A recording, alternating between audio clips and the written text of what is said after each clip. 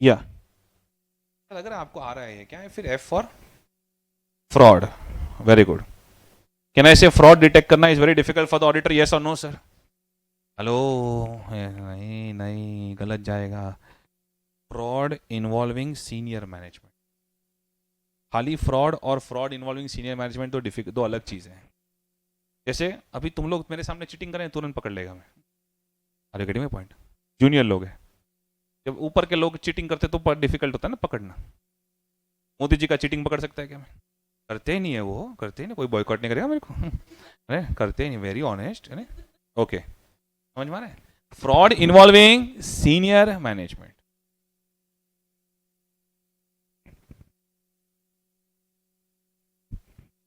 Then related में related party transactions.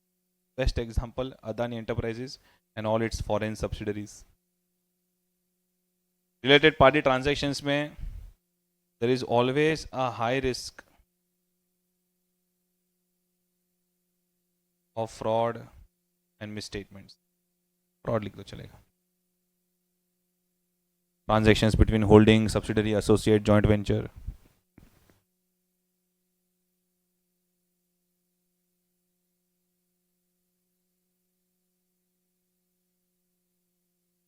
and in-laws.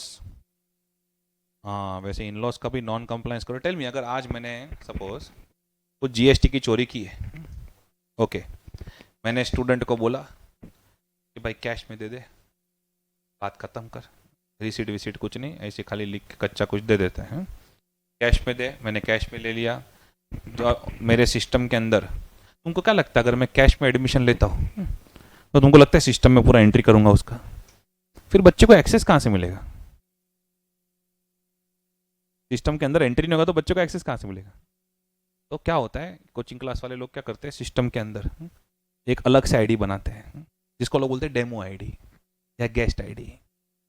तो आपने कैश भर के एडमिशन लिया, मैं बोलूंगा ये तो डेमो स्टूडेंट है, फिर आपको बैच के साथ कनेक्ट कर दूंगा मैं, तो आपको सब वही लगेगा कि सब मुझे नॉर्मल वही मिल रहा है जो सब बाकी सबको मिल रहा है. पर मेरा ऑडिटर जब अकाउंट्स डाउनलोड करेगा तो उसको आपका नाम डेमो आईडी में दिखेगा, ना कि पेड स्टूडेंट्स में. ऑलराइट, तो वो कभी पकड़ा नहीं जाऊंगा मैं कि मैंने कैश लिया वहां पे, इसलिए डेमो आईडी है. Sounds very similar. Everyone over here. Non compliance. सब कच्चे चिट्टे हैं हमारे पास.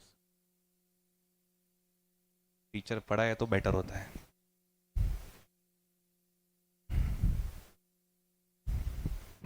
कौन सा आईडी बनाया है, कितने लिए हैं, कितने हैं, सब है. इसलिए तो बढ़ के ना सब प्रोफेसर के, तुम ले रहे हो तो दो तो सही कुछ. Non compliance with laws and regulations. Okay, तो जीएसटी की चोरी अगर हम कर रहे हैं तो खुल्लम खुल्ला के करेंगे नहीं, ऑब्वियसली ऑडिटर के लिए डिफिकल्ट बनाएंगे टू फाइंड आउट. अरे तो non compliance with laws and regulations, because non compliance के अंदर there are intentional scheme of manipulation and concealment. Manipulate करना और चीजों को छुपाना.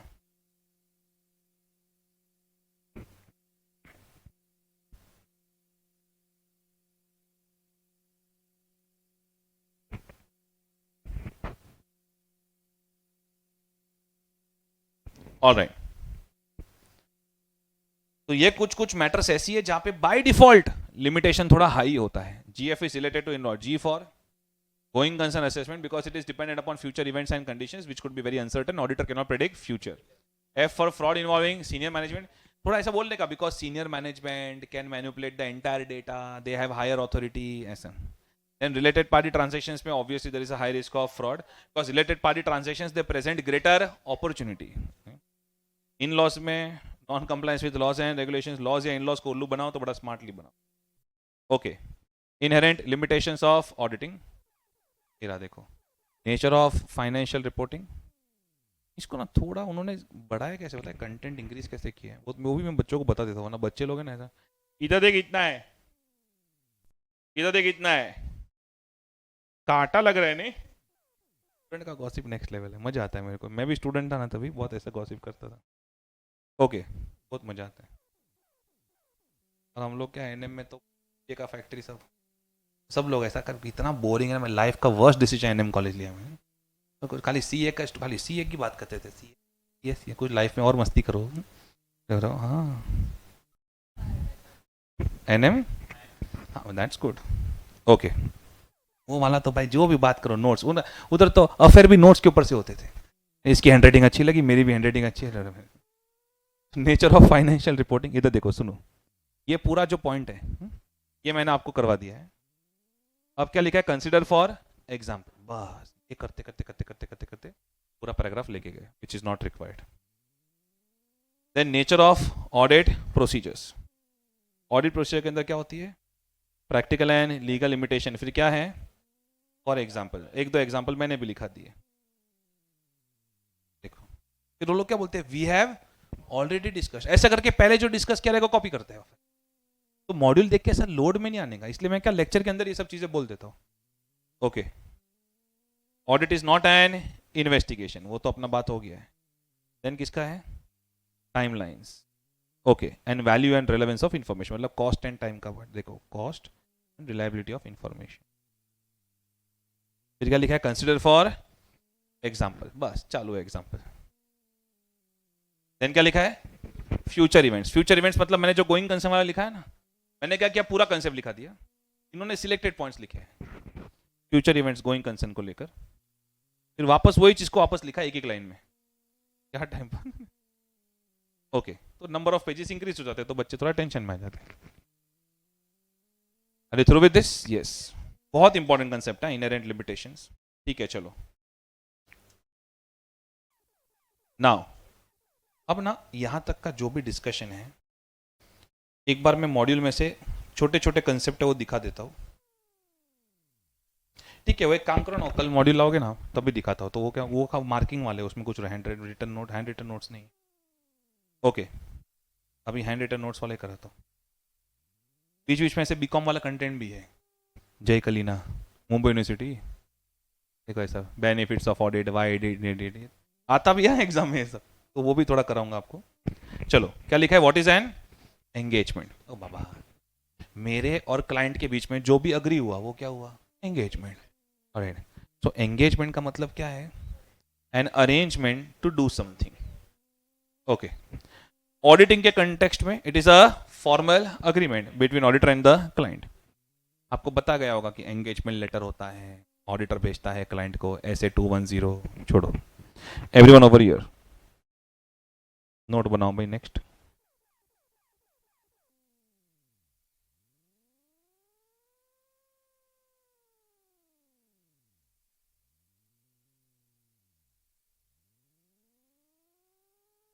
एंगेजमेंट, हम जो सीए इन प्रैक्टिस है,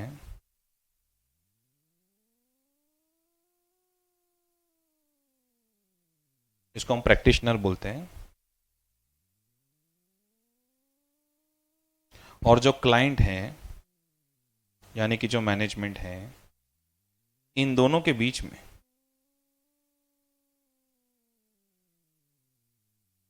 an arrangement to do something, it is called as an engagement.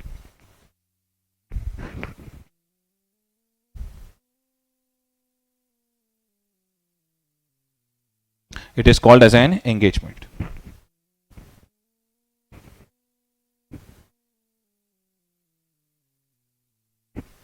Okay. तो समझ लो कि आप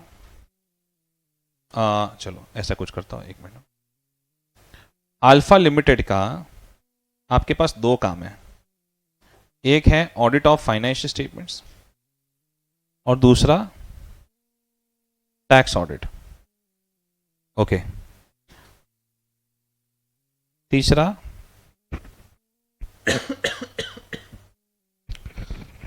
आईपीओ के अंदर थोड़ा डॉक्यूमेंट कंप्लायंस का काम। तीन अलग अलग काम मिले आपको। टेल मी कितने एंगेजमेंट्स हुए ये, 1 की 3, कितने एंगेजमेंट्स हुए, 1 की 3,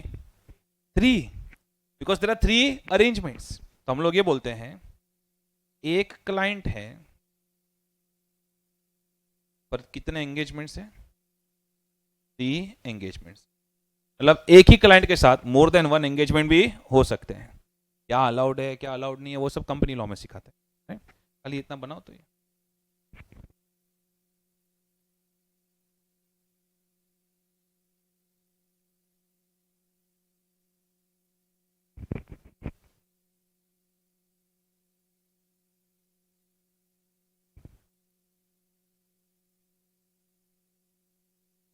One client, 3 engagement. Audit of financial statements, tax audit, IPO, document compliance.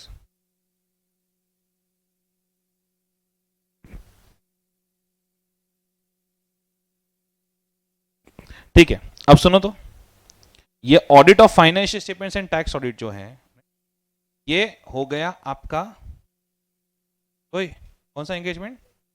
Assurance engagement, because आप इसमें क्लाइंट का डेटा चेक करने वाले हो, you are going to express an opinion. Okay, फिर आईपीओ डॉक्यूमेंट कंप्लायंस का जो है उसमें तो खाली डॉक्यूमेंट का कंप्लायंस चेक करने वाले हो कि भाई इतने डॉक्यूमेंट्स रिक्वायर्ड है, इतने डॉक्यूमेंट्स दिए कि नहीं दिए। तो ये कोई अश्योरेंस वाला काम नहीं, ये कौन सा काम हो गया? Non assurance engagement.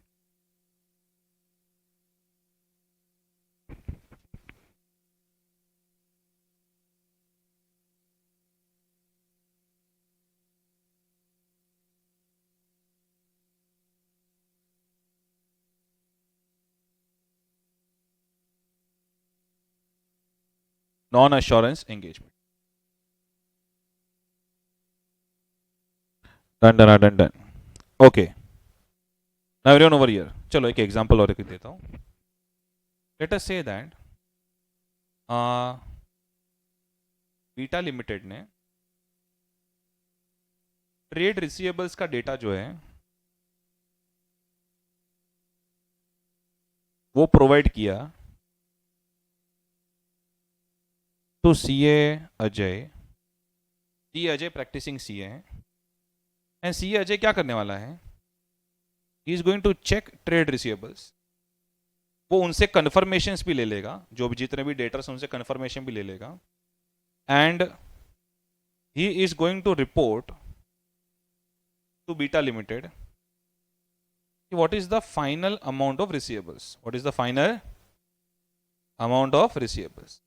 तो पूरा क्रॉस चेकिंग करके टैली करके जो भी आउटस्टैंडिंग वगैरह ऐसा प्रॉपर पूरा बना के बीटा लिमिटेड को रिपोर्ट करेगा, but is going to check trade receivables.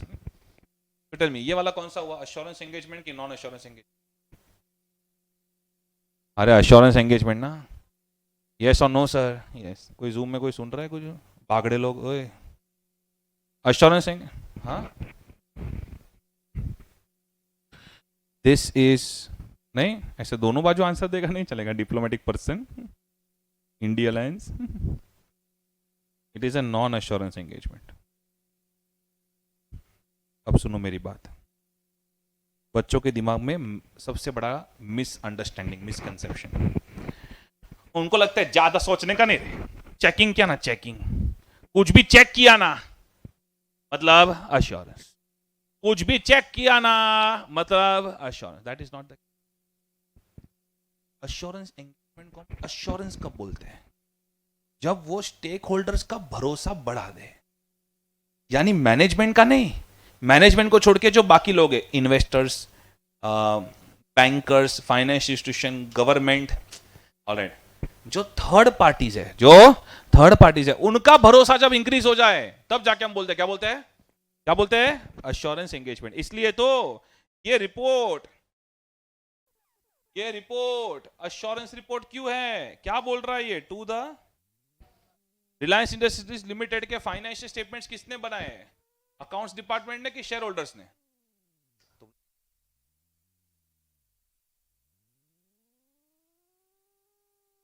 बारी बारी वाला नहीं रहेगा, नहीं रहेगा, थोड़ा जवाब दो, मैं क्या बोल रहा है। रिलायंस इंडस्ट्रीज लिमिटेड के फाइनेंशियल स्टेटमेंट्स किसने बनाए होंगे? अकाउंट्स डिपार्टमेंट ने कि शेयर होल्डर्स ने? अकाउंट्स डिपार्टमेंट ने। लेकिन रिपोर्ट किसको जा रहा है? मेंबर्स को। तो ये रिपोर्ट की वजह से किसका भरोसा बढ़ेगा? मेंबर्स का। इसलिए ये अश्योरेंस रिपोर्ट है। Are you getting my point? Yes और नो सर? तो अश्योरेंस तब कहलाता है when it can increase the confidence of the users of the data other than the management. Other than the management. Oh, so everyone over here. सब कुछ check कर लेना मतलब assurance नहीं है. This is a non-assurance engagement. फिर आपको सवाल आएगा, अरे ऐसा क्यों ऐसा? बिकॉज आप तो ये बोलोगे चेक किया है, फिर आप व्हाट्सएप करोगे डाउट, फिर मैं जवाब नहीं दूंगा बिकॉज अभी पापा बनाऊं नहीं दूंगा. डोंट वरी, मस्त शेड्यूल चालू है, कोई शेड्यूल ही नहीं है. अब कभी भी सुसु पॉटी डायपर कभी भी. ओके इसको तो बोल भी नहीं सकता, तेरे बाप का घर है.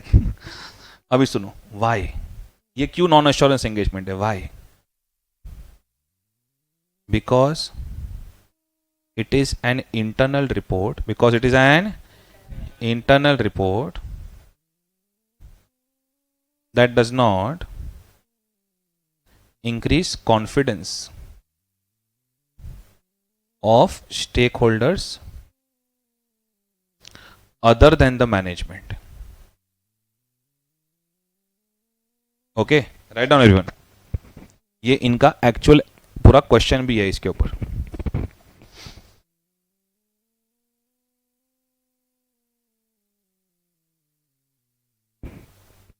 Oh, Khushi, superb. All right.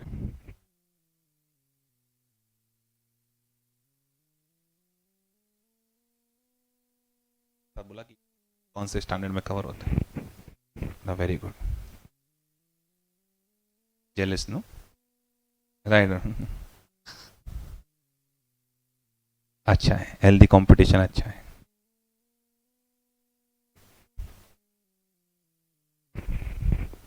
Because it is an internal report that does not increase confidence of stakeholders other than the management.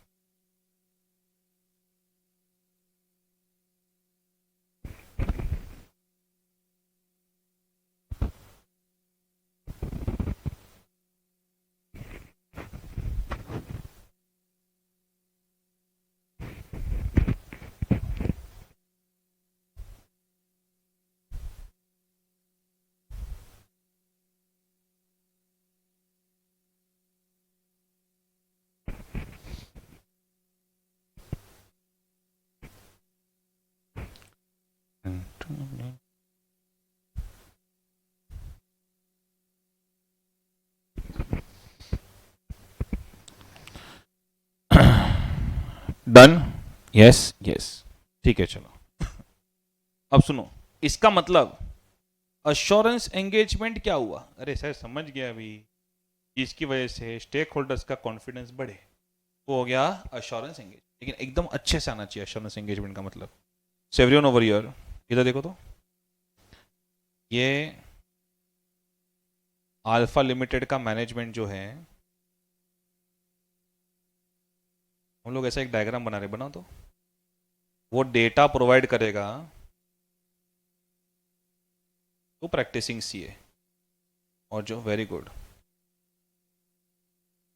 और वो प्रैक्टिसिंग सीए को हम क्या बोलेंगे? प्रैक्टिशनर. मैनेजमेंट को क्या बोलेंगे? Responsible party. तो ये क्या इरिस्पॉन्सिबल है? रिस्पॉन्सिबल पार्टी ऐसा नाम क्यों दे रहे? बिकॉज मैनेजमेंट की responsibility to prepare the data.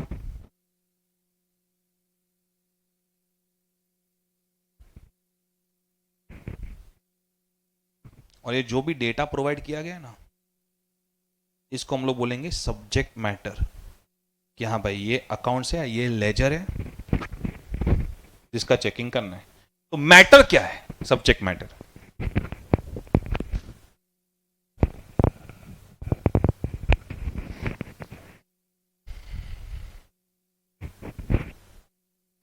Subject matter. Okay, अब सुनो, प्रैक्टिसिंग सीए क्या करने वाला है? He will examine the data. Data नहीं बोलेगा बेटा, वो चीप लगेगा भी. Examine the subject matter. Okay, बस समझो, अगर अकाउंट्स है तो हम किसके अगेंस्ट एग्जामिन करते हैं? अकाउंटिंग स्टैंडर्ड के. ऑलराइट, सो अकाउंटिंग स्टैंडर्ड क्या हो गया? AFRF, applicable financial reporting framework. इधर उसको अलग नाम देगा, वो तो सिर्फ एक एग्जाम्पल है. हम बोलेंगे वो हो गया क्राइटेरिया. क्या हो गया? मतलब ये रूल है जिसके सामने ये हुआ है कि नहीं हुआ है. तो subject matter against criteria.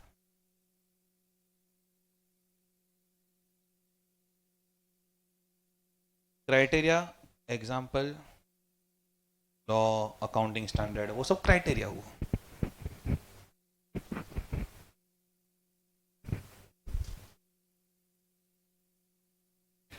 Examine the subject matter against criteria. उसके बाद he will obtain sufficient and, बोलो यार 50 बार लिखा होगा, sufficient and appropriate audit evidence.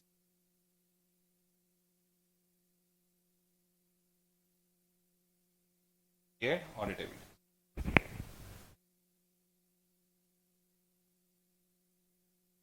Okay, SAAE ऐसा लिखा ना तू, वेरी गुड. नहीं कोई प्रॉब्लम नहीं है मुझे.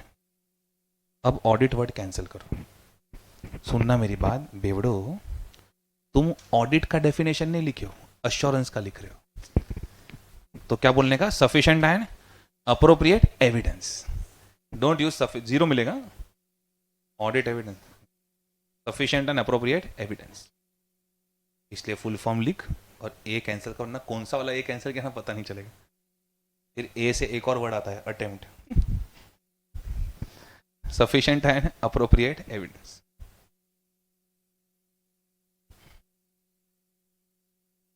समझे मैडम, समझे? ओके. ऐसा दिखता डरावना है, बाकी ऐसे अप्रोच करने का कोई प्रॉब्लम नहीं. मुझे जो दिखता है वो मम्मी डैडी अच्छे मूड में नहीं होंगे क्या. Obtain sufficient and appropriate evidence. एक मिनट, एविडेंस मिल जाने के बाद I will form an opinion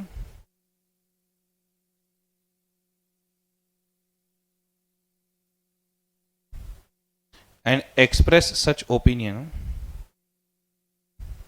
through a written report.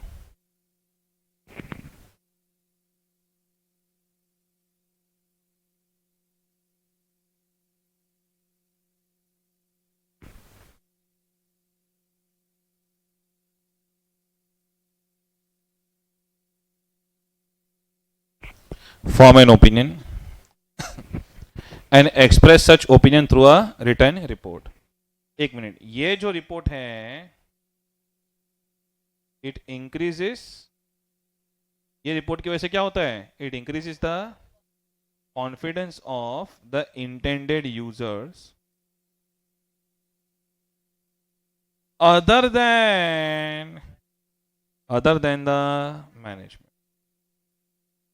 Management को आज मैंने चतुर वर्ड क्या दिया, रिस्पॉन्सिबल पार्टी. जब ये डेफिनेशन पढ़ते ना बच्चे तो क्लीन बोल्ड हो जाते हैं एश्योरेंस का डेफिनेशन. भाई बहुत कुछ है, बहुत कुछ है, पर एक्चुअली ब्रेक डाउन करो तो बहुत सिंपल है.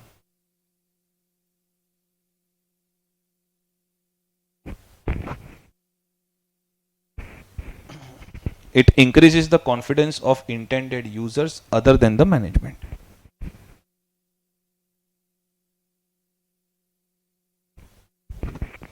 A responsible party.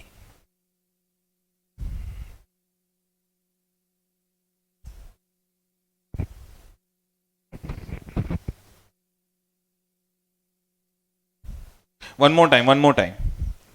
Alpha Limited का जो मैनेजमेंट है यानी responsible party, they will provide the subject matter to the practitioner. Practitioner will examine the subject matter against the criteria and obtain sufficient and appropriate evidence to form an opinion and express such opinion through a written report, which will increase the confidence of the intended users other than the management, that is other than the responsible party. Such engagements are called as assurance. आप confidence बढ़ेगा आपका. इतना कोई difficult नहीं है module English. It's not about tough words, it is about relevant words. ये देखो, assurance में लेके जाता हूँ पहले.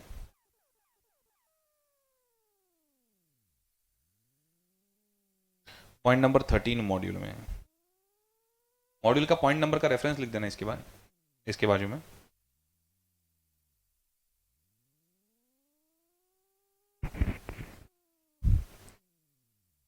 Assurance engagement means an engagement.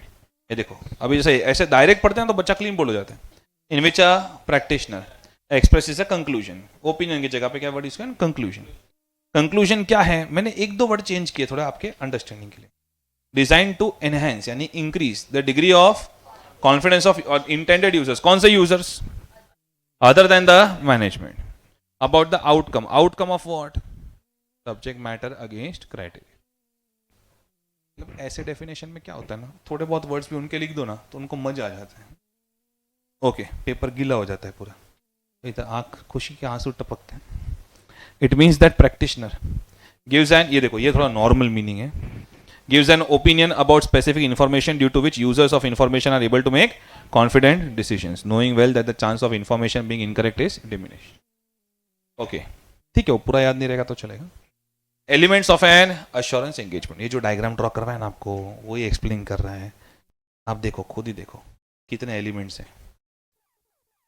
एक तो पहले 3 लोग होने चाहिए, आप, मैं और बैक पेपर, नहीं, रिस्पॉन्सिबल पार्टी, प्रैक्टिशनर और तीसरा कौन है बोल? ये रहे ना users other than the management. पहले तो 3 पार्टी होनी चाहिए. सिर्फ यो 2 पार्टी रहेगी तो नहीं, बिकॉज अगर इनके इंटरनल रिपोर्ट जो बनते हैं वो तो अश्योरेंस हुआ ही नहीं. Are you getting my point? Yes और नो सर? तो सबसे पहले क्या रिक्वायर्ड है? 3 parties. Alright, 3 parties are required. 3 party relationship. Alright, तो चलो जरा एक लिस्ट बनाओ.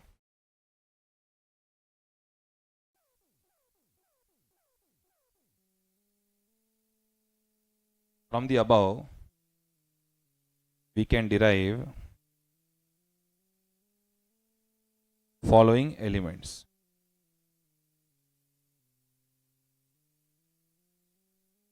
खूब जमेगा रंग जब मिल बैठेंगे 3 यार. 3 पार्टीज. कौन सी पार्टीज है? Responsible party, practitioner and users. वो ठीक है, वो पूरा लिखने की जरूरत नहीं है. आपको फिर भी लग रहा है कि आपका नादान मन भूल जाएगा कौन सी पार्टी. ये पार्टी 1, ये party 2, users other than the management, ये party 3. Okay, then tell me, क्या होना चाहिए? एक सब्जेक्ट मैटर जिसको किसके अगेंस्ट एग्जामिन करेंगे? क्राइटेरिया. जिसमें से क्या मिलेगा? Sufficient and appropriate. तो ये सब एलिमेंट्स बनते जा रहे हैं. देखो, an appropriate subject matter means information to be examined. फिर एग्जांपल दे रहे हो लोग. सुटेबल क्राइटेरिया मींस बेंचमार्क, जैसे लॉ, एएस, वो सब benchmark. Then sufficient and appropriate evidence, वो तो आपको पता है. सफिशिएंसी का मतलब क्वांटिटी, अप्रोप्रिएटनेस का मतलब quality. Sufficient and appropriate evidence तो चाहिए बहुत. Sufficient and appropriate audit evidence नहीं लिखना, बस आप किसका डेफिनेशन या किसके एलिमेंट्स एक्सप्लेन कर रहे हो? अश्योरेंस एंगेजमेंट के, ना कि ऑडिट के. Sufficiency relates to appropriateness, relates to quality. Last में क्या देना पड़ेगा? एक रिटर्न अश्योरेंस रिपोर्ट. तो कौन से एलिमेंट्स डिराइव होते हैं? 3 party. Then you need to have a subject matter. Subject matter का इंग्लिश क्या लिखने का? Basically the actual data that we are going to check. No. Information to be examined.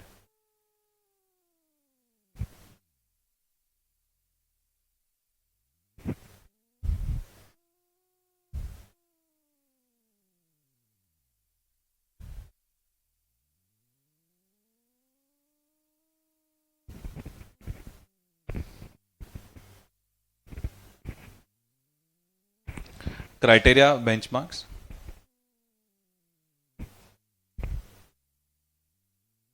Fourth,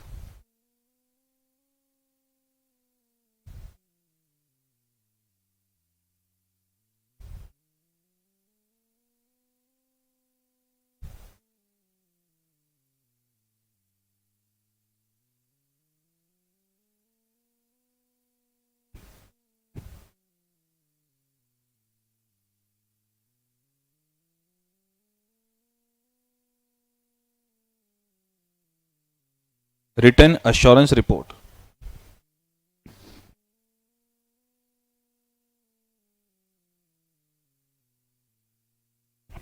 Written assurance report.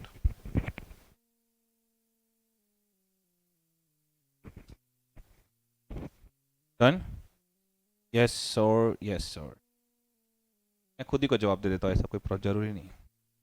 वो Covid में आदत पड़ गई थी, जूम में था अकेले अकेले ऐसे, तो खुद को जवाब दे देता हूँ मैं। I know how to keep myself happy.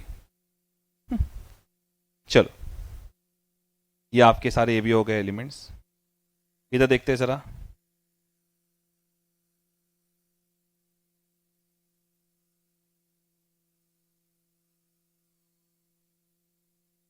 छोटे छोटे पॉइंट से हो जाएंगे। Case study 1। केस स्टडी कैसे सॉल्व करते हो तुम लोग?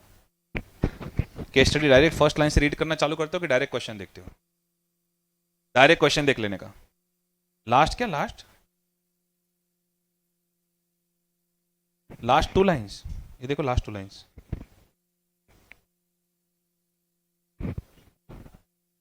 अच्छा, वो ठीक है, वो तो डिस्क्रिप्टिव क्वेश्चन में।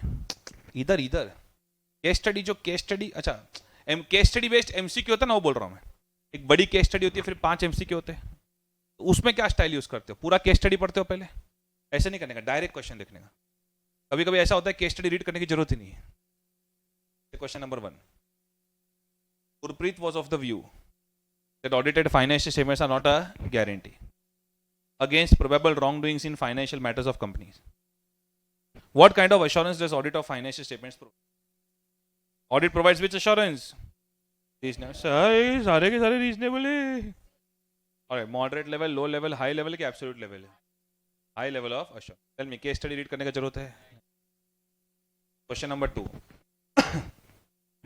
Rohit added that auditor can force an employee to provide him required information and documents. क्या हम force कर सकते हैं? Force कर सकते हैं कि information तो देना ही पड़ेगा वरना बाहर नहीं जाएगा। हाँ, ट्रेनिंग लेनी पड़ेगी force करने की। बोलो भाई, कहाँ पे? सी डी कौन सा वाला?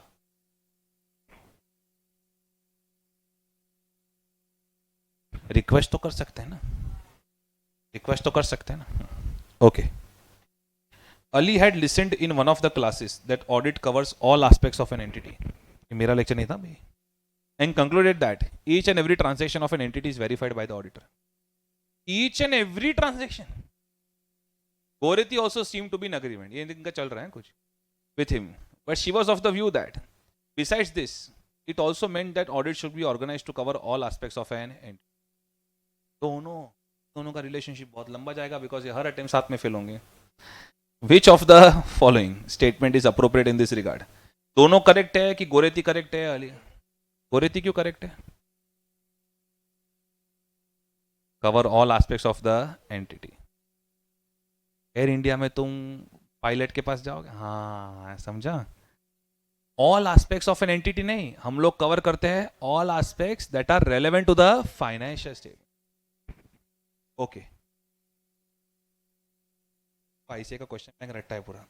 मैं जो पढ़ाता हूँ ना तभी वो सब चीज़ों पे जोर देता हूँ, तो ध्यान दो मैं एम्फोसिस कहाँ कर रहा हूँ, वही चीज़ एग्जाम में होती है। Okay, both of them are incorrect. All of them also discussed about benefits of auditing. Which of the following is not likely a benefit of audit? Audit is connected to future events. Audited information can be easily relied upon. Auditing is connected to future events. अरे हम जो audit करते हैं financial statements का, वो history का audit है कि फ्यूचर का? दो तरह के फाइनेंशियल स्टेटमेंट्स होते हैं, हिस्टोरिकल, फ्यूचर प्रोस्पेक्टिव। हम तो ऑडिट किसका कर रहे हैं? हिस्ट्री का। तो is auditing connected to future events? No. Errors और frauds may be discovered during audit. ये एडवांटेज है। हाँ correct, because of the word may 25 may, because जरूरी नहीं कि डिस्कवर हो, पर शायद हो सकते हैं। Government authorities can make use of audited accounts for different purposes. Correct, government authorities can make accounts का use for different purposes, tax के लिए, लाइसेंस के लिए, सब जगह पे। It can help in bringing out deficiencies. अगर इंटरनल सिस्टम में कुछ डेफिशिएंसी है तो ऑडिटर फाइंड आउट करके एटलीस्ट इट कैन हेल्प। तो बी, सी एंड डी तीनों के तीन एडवांटेज है। This I mean not likely a benefit of auditing कौन सा है? A, not a likely benefit. Goretti told her friends, ये गोरेती बहुत बकबक करती है, that she had read a news report about how a company had misled its auditor by producing some fabricated documents. Which of the following seems to be appropriate in this regard? Tell me. सबसे बड़ा वही दिख रहा है इसलिए। Auditor has to conduct audit by exercising professional skill, but he is not an expert in discovering genuineness of the document. Hence, management consisting of dishonest persons may have led him to rely upon fabricated documents deliberately. Yes, C, correct? Yes. Okay. और कोई option जो आपको लग रहा है?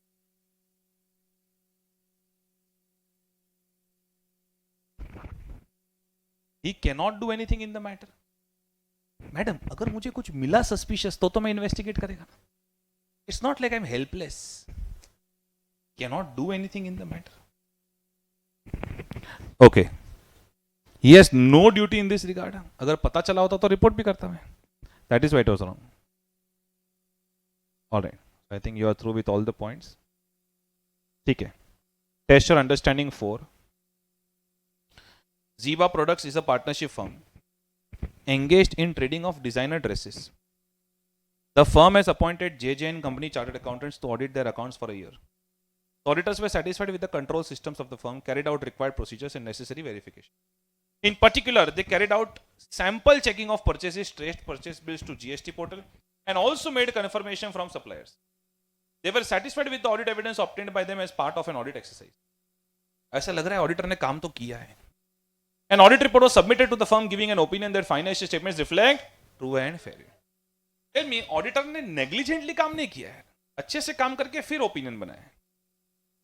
However, later on it was discovered that purchase manager responsible for procuring dresses from one location was also booking fake purchases of small values by colluding with unethical dealers. Colluding means secret understanding between two parties. दो लोग जब हाथ मिला रहे तो collusion होता है. Payments to these dealers were also made in connivance with the accountant through banking channel. The partners of the firm claim auditors for failed audit exercise. अरे यार ये लोग तो सब ऑडिटर के ऊपर उंगली उठा रहे. Tell me, ये जो फ्रॉड हुआ है, do you really think it was easy for the auditor to find it out? देखो तो purchase manager, fraud involving senior management. बोलो fraud involving senior management. Also booking fake purchases of small values by colluding with unethical dealers. Collusion means secret understanding between two parties. अभी ये तो auditing की क्या हो जाती है? Inherent limitation. Payment to these dealers were also made in connivance with the account. मतलब multiple लोग अगर इन्वॉल्व हो तो हम भी क्या करें यार? ऑलराइट, तो आपको पता है इसमें ऑडिटर की क्या गलती है? बेचारा बहुत काम किया ने. To sincere, just like a पता तो है आपको, तो लिखेंगे क्या? Inherent limitations. जब भी इनहेरेंट लिमिटेशंस या ऑब्जेक्टिव का कंसेप्ट लिखो ना तो कौन सा ऐसे का रेफरेंस देने का? ऐसे 200. कौन सा ऐसे का? ऐसे 200. ओके, तो इनहेरेंट लिमिटेशंस का कंसेप्ट आएगा. उसके बाद इनहेरेंट लिमिटेशंस में कितने पॉइंट्स आएंगे यहाँ पे? एफ फॉर क्या था? Financial reporting. पूरा थोड़ी लिखोगे. इसमें एस्टिमेट्स और जजमेंट वाला केस है क्या? थोड़ा सोचो ना. ऐसा तुम्हारा प्रॉब्लम क्या पता है ऑडिट में ना? देख के क्लिक हो गया ना इनहेरेंट लिमिटेशंस. 40 दे दे कोई. हंगर बढ़ाओ. एफएम में कैसे डाउट पूछते हो प्रोफेसर को? सर 4th डेसिमल तक राउंड ऑफ करना है कि 5th डेसिमल तक, कि 3 पे चलेगा? सर सपोज ईयर दिया रहेगा तो डिवाइड बाय 360 करना है कि 365? What if it is a leap year, leap year, leap year? और मेरे में कैसा पता है? सर समझो ऐसे का नंबर याद रहेगा, बाकी कुछ भी याद नहीं है, तो उसका 1 मार्क मिलता है क्या? भिखारी doubts. Are you getting my point? तुम लोग कभी देखा इनहेरेंट लिमिटेशंस क्लिक हो गया तो तुम खुश हो रहे हो? आज इतना तो बहुत, 1 मार्क तो देगा ही देगा. अभी सोचो ना इनहेरेंट लिमिटेशंस में और क्या? Facto. F for financial reporting. Financial reporting के अंदर होते हैं एस्टिमेट्स. एस्टिमेट्स के अंदर होती है अनसर्टेनिटी. वो वाला पॉइंट तुमको लग रहा है यहाँ पे आएगा? नहीं. A for audit procedures. हाँ वो आएगा. Nature of audit procedures. Procedures ही ऐसी होती है which is not design to detect fraud. Auditor has limited legal powers. हमारी प्रोसीजर बनाई नहीं गई है to detect fraud. Alright, that point. And then last में वो अदर मैटर्स में, उसमें F for fraud involving senior management. Are you getting my point? तो ऐसे थोड़ी पूरा इनहेरेंट लिमिटेशन लिख दोगे. 2 पेज का कंटेंट लिखोगे क्या कि ज्यादा लिखा तो ज्यादा मार्क्स मिलेगा? ऑलराइट, मेरे को ना मेरा rank 8 marks. First attempt fail हुआ था, सेकंड अटेम्प्ट अचानक से इंटेलिजेंट हो गया मैं. फर्स्ट अटेम्प्ट में I was over confident creature, फिर मैं जमीन पे आया. और सेकंड अटेम्प्ट में ना मैंने सिर्फ मेरी मिस्टेक्स रेक्टिफाई की कि इंस्टीट्यूट चाहता क्या है. Forget about what I know. उनको क्या चाहिए, उनको ना लंबे लंबे आंसर नहीं चाहिए, रेलेवेंट आंसर लिखो, टू द पॉइंट लिखो। वो जो रैंक मेरा छूट गया 8 मार्क्स तो ठीक है, लेकिन मेरे को थियरी आया, सारे थियरी में एग्जामेशन था। एंड बेसिक चीज, कोई भी थियरी पेपर में मैंने सप्लीमेंट लिया ही नहीं। मुझे पता है 3 या 4 पॉइंट ही तो है इसमें, ज्यादा लिख लिख के मतलब भी क्या है। अब जो बच्चा पूरा इनर लिमिटेशंस लिखेगा और दूसरा बच्चा जो स्पेसिफिक पॉइंट लिखेगा इनर लिमिटेशंस के, तो जो स्पेसिफिक पॉइंट लिखेगा उसको ज्यादा मार्क्स मिलेगा। ऑलराइट, एंड इसका आंसर मस्ट रीड है, इसका जो पीछे से आंसर देना मॉड्यूल है वो जरूर पढ़ना, तो पढ़ के आपको थोड़ा प्रैक्टिकल फीलिंग भी आएगा how to read it, how to do it. Alright, तो आपका ना सुनो यहां तक पहुंचने के बाद इधर नहीं, एक्चुअली इनफैक्ट इनर लिमिटेशंस के बाजू में जाके लिख दो TYU4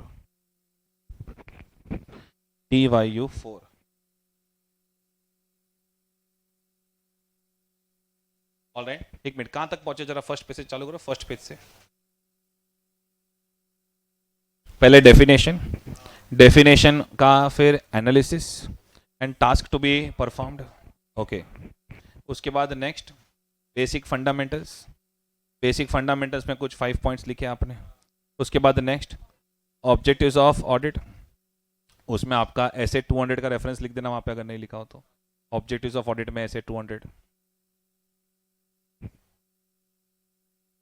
ठीक है। उसके बाद ऑब्जेक्टिव्स का एनालिसिस, उसके बाद next scope of audit, then scope of audit में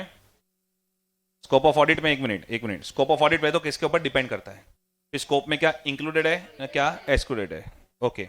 उसके बाद नेक्स्ट इनहेरेंट लिमिटेशंस, और इनहेरेंट लिमिटेशन सारे कंसेप्ट, और ये आपका टेस्ट ऑफ अंडरस्टैंडिंग 4। उसके बाद next engagement, assurance engagement and non assurance engagement, और एंगेजमेंट का कंटेंट पूरा,